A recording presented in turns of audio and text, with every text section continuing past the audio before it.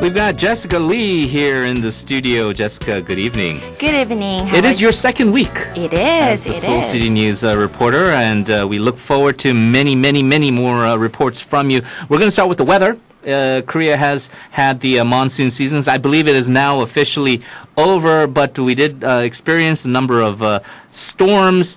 Korea, and specifically Seoul, has now ordered an inspection of old buildings for possible damage. Can you tell us more? Sure.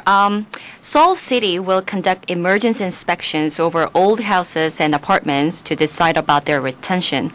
Well, these worn-out structures are possible life-threatening hazard in case of disaster due to heavy rains and storms. For example, on last July 24th, a mansion in Kwangju had two of these columns experiencing cracks and separation.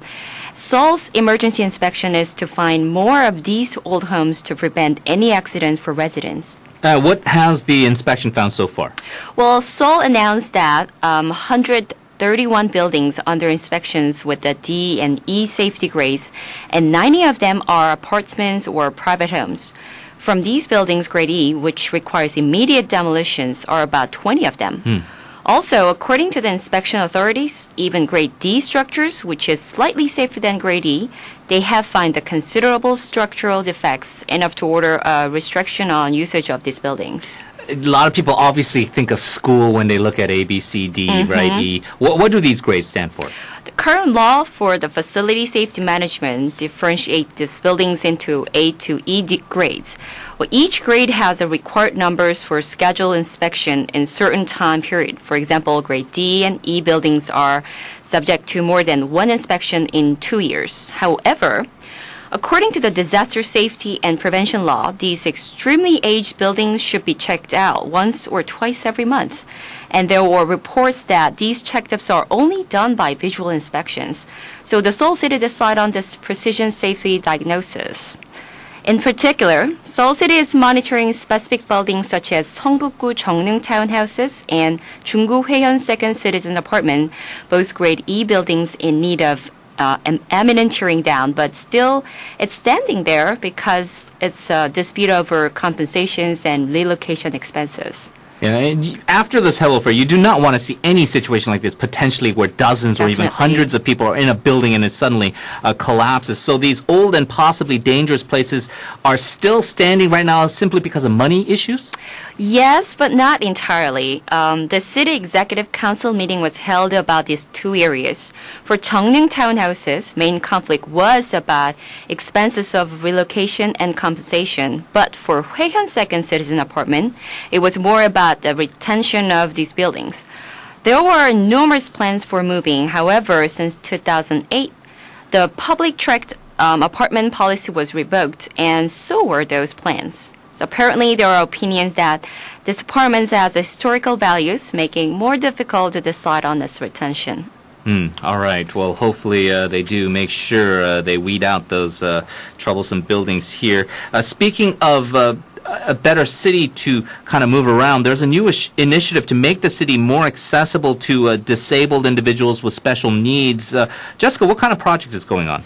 Well, Borame Park is to be renovated to make it more accessible for those people on wheelchairs or with the baby strollers.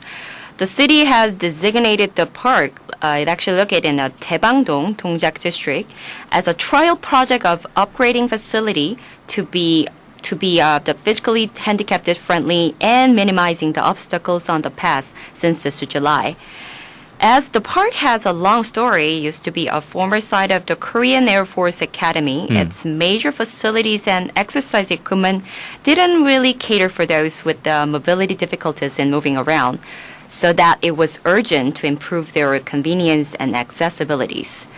Well, the experts of the disabled facilities were called to be having a hands-on experience on wheelchairs or with the stroller and move around the park and be to detect any mobility issues. Yeah, a wider effort to make the whole city more accessible, as you say. What improvements have been made so far? First, the thresholds of entries are lowered in popular racing spots and also the other most frequently visited areas like Lake and Farm Experience Center. Also, handrails has been installed and the road has been repaved to smooth the surfaces.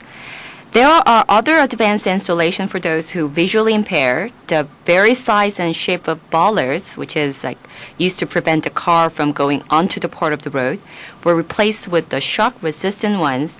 And tactual maps specially designed the maps for the blind will help you to navigate the park's pedestrian track. All right, great.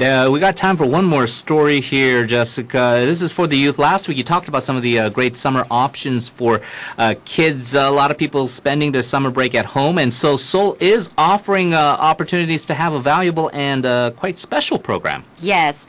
Over 300 facilities, including Seoul Youth Training Center and Future Job Center and youth hostels, will offer various activities and programs during this summer vacation, including future career searching, and education support for vulnerable groups and family activities.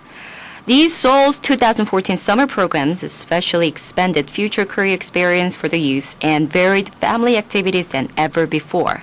Can you tell us what kind of programs each district is providing? Sure. Gangbuk Training Center offers water safety instructions, and participants will travel to Gangwon Province to enjoy water sports like rafting and indoor climbing wall activities. As there is a high interest in K-pop among the youth, No1 Training Center provides idol dance classes. It sounds fun. The teenagers can participate in the swimming classes held in Eunpyeong Center. And for those people who live in the Mapo area, they instruct how to sail a yacht on every Saturday from July to August. I think this is a really rare opportunity for students who have been too busy for studying and has a time and cost-wise limit to experience these kind of exclusive activities. For the last, Borame Center organized a dance event for the disabled youth communities. All right. Well, great variety of programs here. You told us earlier that there are actually family activities also that have been expanded. Where should we visit? For the family, Seongbuk Center will open a natural soap and cosmetic homemaking classes, and also they're going to let the participants pick up clams in the mud, and family mission solving events are taking place. Changdong Center will have a great farm experience, and there is a very interesting thing. It's a sex education joining with your parents. Hwagok Center will give a time for mind healing.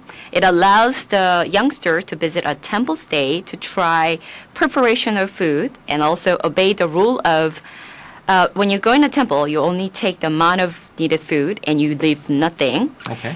And then also, the interesting is you're going to participate in a 108 bow, which is you repenting 108 times while bowing.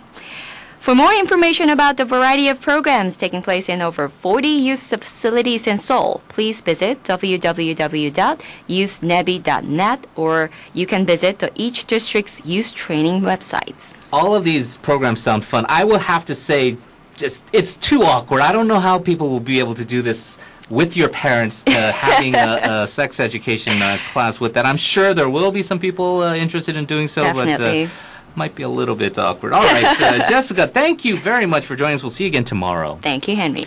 Taking a short break, we'll be back in the second hour with our panel discussion. Stay tuned. You're listening to Primetime.